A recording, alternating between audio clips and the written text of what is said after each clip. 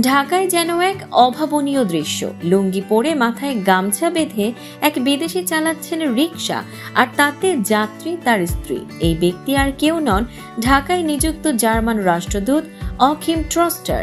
বিদায়ের আগে বাংলাদেশিদের প্রতি রিকশায় বসেই ভালোবাসা ও কৃতজ্ঞতা প্রকাশ করলেন তিনি। সোমবার জার্মান দূতাবাসের অফিসিয়াল ফেসবুক পেজে একটি ভিডিও পোস্ট করা হয়। তাতেই দেখা যায় ঢাকার রাজপথে রিকশার প্যাডেল ঘোরাচ্ছেন রাষ্ট্রদূত অকিম ট্রস্টার। লুঙ্গি ও গামছা পরে পুরোপুরি বাঙালি লুকে, আর তার পাশে বসে আছেন তার স্ত্রী।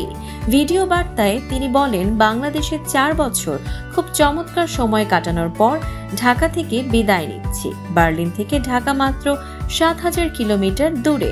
আশা করছি শীত মৌসুম নাগাদ পৌঁছে যাব। রাষ্ট্রদূতের এই ব্যতিক্রমী বিদায়ের শুভেচ্ছা মুহূর্তেই ছড়িয়ে পড়ে সামাজিক মাধ্যমে। অনেকেই বলছেন, এটাই তো প্রকৃত কূটনৈতিক সংবেদনশীলতা ও ভালোবাসা। বিদায়ের আগে তিনি আরও এক গুরুত্বপূর্ণ ব্যক্তির সঙ্গে সাক্ষাৎ করেছেন। তিনি হলেন নোবেল বিজয়ী অধ্যাপক ডক্টর মোহাম্মদ ইউনূস। তাদের মধ্যে অনুষ্ঠিত হয় এক বিদায়ী সৌজন্য সাক্ষাৎ, যেখানে দুই দেশের সম্পর্ক আরও গভীর করার বিষয়ে আলোচনা হয়। জার্মান রাষ্ট্রদূতের এই ব্যতিক্রমী রিকশা ভ্রমণ হয়তো ছিল প্রতীকী, কিন্তু এর বার্তা স্পষ্ট। বাংলাদেশ তার মনে বিশেষ স্থান করে নিয়েছে।